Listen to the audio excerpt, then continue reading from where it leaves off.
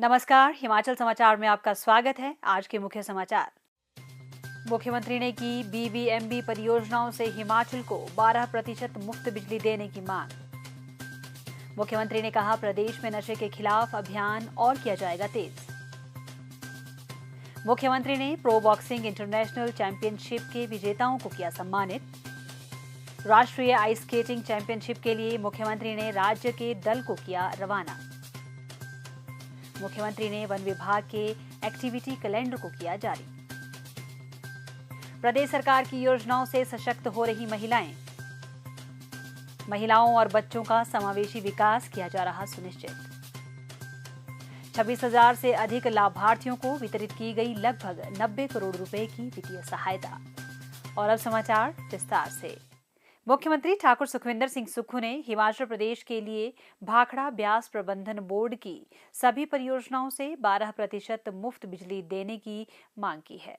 प्रधानमंत्री श्री नरेंद्र मोदी को लिखे पत्र में मुख्यमंत्री ने कहा कि राज्य सरकार द्वारा स्वीकृत सभी जल विद्युत परियोजनाएं मुफ्त बिजली उपलब्ध करवा रही हैं, जबकि बीबीएमबी परियोजनाएं राज्य को कोई मुफ्त बिजली नहीं दे रही है, बल्कि बीबीएमबी परियोजनाएं स्थापित होने के साथ ही हिमाचल प्रदेश में जल विद्युत की अपार संभावनाएं समाप्त हो गई हैं। मुख्यमंत्री ने लिखा कि राज्य को नुकसान उठाना पड़ा है और उसे उसका वाजिब हक नहीं मिला है।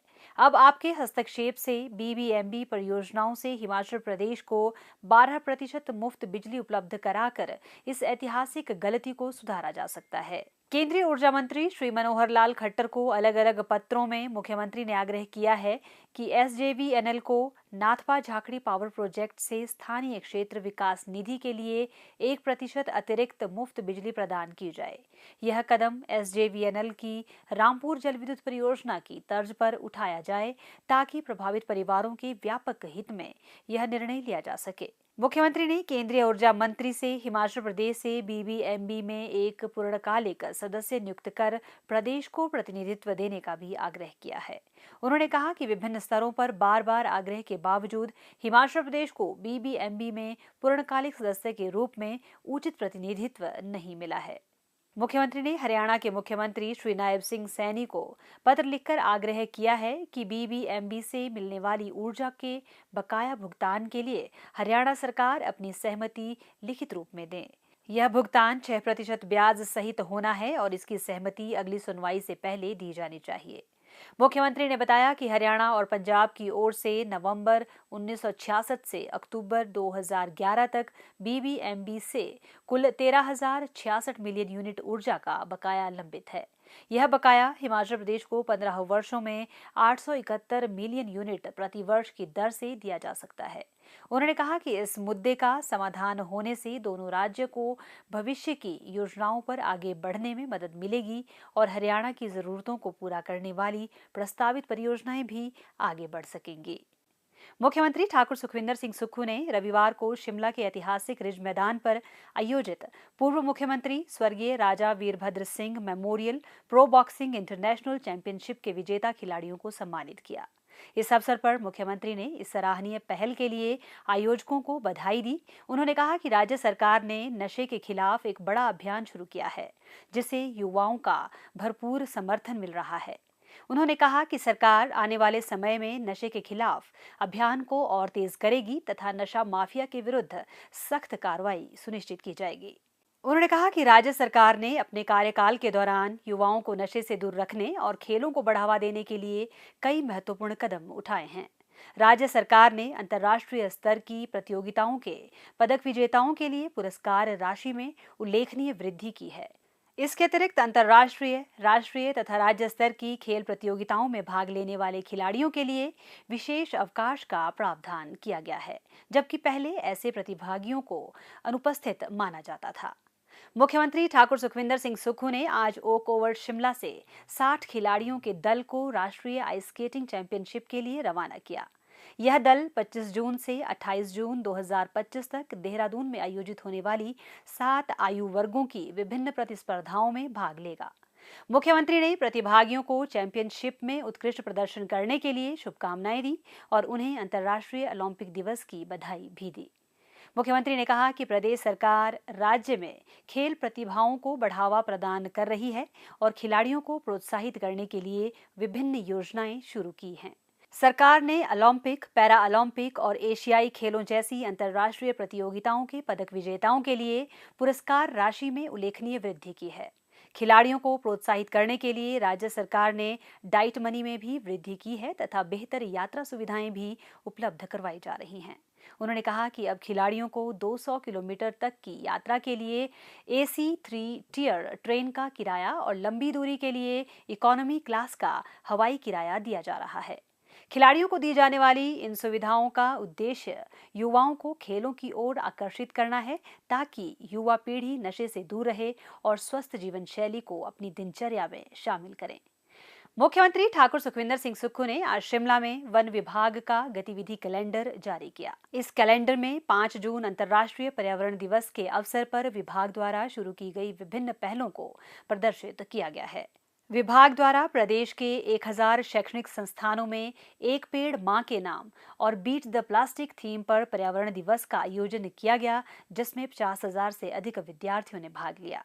विभाग द्वारा वन मित्रों, विद्यार्थियों और जन सहभागिता को सुनिश्चित करते हुए विभिन्न परिसरों और कार्यालयों में सफाई अभियान चलाए गए। मुख्यमंत्री ने विभाग को इन पहलों को सफलतापूर्वक क्रियान्वित करने के लिए शुभकामनाएं दी। उन्होंने विश्वास व्यक्त किया कि विभाग स्वच्छ और सतत पर्यावरण की दिशा में बेहतरीन कार्य करना सुनिश्चित करेगा। उन्होंने अधिकारियों को विभाग की विभिन्न कल्याणकारी योजनाओं की जानकारी देने और योजनाओं तथा नीतियों को सफलतापूर्वक लागू करने में जनता की भागीदारी सुनिश्चित करने के निर्देश दिए। आत्मनिर्भर हिमाचल के निर्माण में महिलाओं की सशक्त भागीदारी सुनिश्चित करने के लिए राज्य सरकार महिलाओं को केंद्र में रखकर कई कल्याणकारी योजनाओं का सफल क्रियान्वयन सुनिश्चित कर रही है। स्वास्थ्य, शिक्षा, सुरक्षा और वित्तीय स्वावलंबन आधारित योजनाओं के लाभ महिलाओं और बच्चों को मिल रहे हैं। सरकार के सकारात्मक प्रयासों का यह नतीजा है कि हिमाचल प्रदेश में लिंगानुपात में महत्वपूर्ण सुधार हुआ है। प्रदेश में लिंगानुपात की दर वर्ष 2023 में 947 से बढ़कर वर्ष 2024 में 964 हो गई है। यह सकारात्मक बदलाव दर्शाता है कि समाज में लड़कियों के प्रति दृष्टिकोण में बदलाव हुआ है। प्रदेश सरकार वंचित वर्गों की बेटियों की शादी के लिए वित्तीय सहायता प्रदान कर रही है।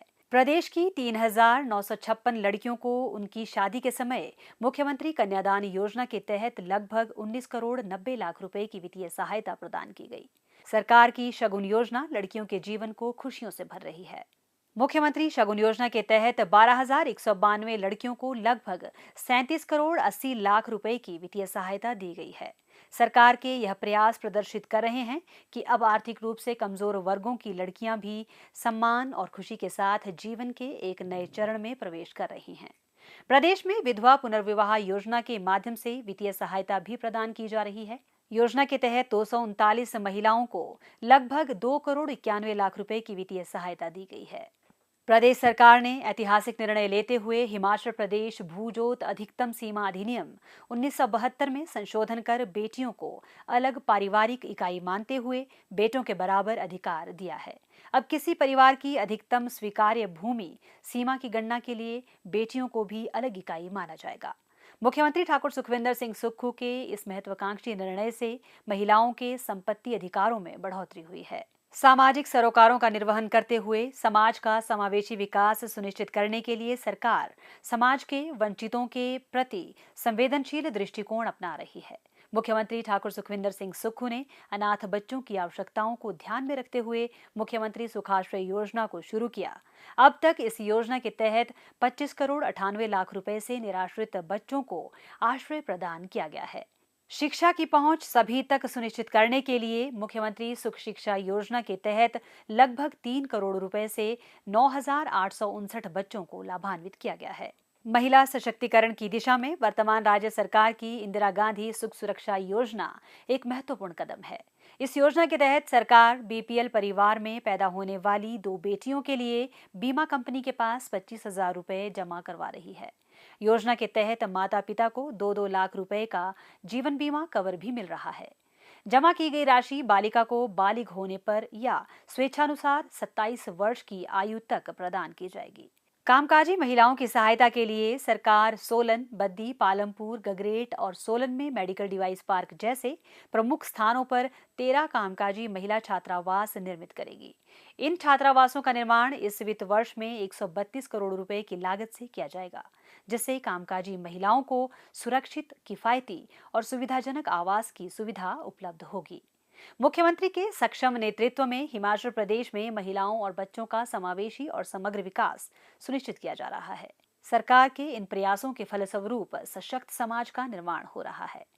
हिमाचल समाचार देखने के लिए सब्सक्राइब करें यूट्यूब चैनल हिमाचल समाचार, लाइक करें Facebook page information and public relations department Himachal Pradesh और सीएमओ हिमाचल, फॉलो करें @DPRHP और सीएमओ हिमाचल, फॉलो करें इंस्टाग्राम @DIPR हिमाचल और सीएमओ हिमाचल। विजिट करें वेबसाइट www.himachalpr.gov.in। इस अंक में इतना ही। कल फिर होगी मुलाकात। दीजिए इजाजत। नमस्कार।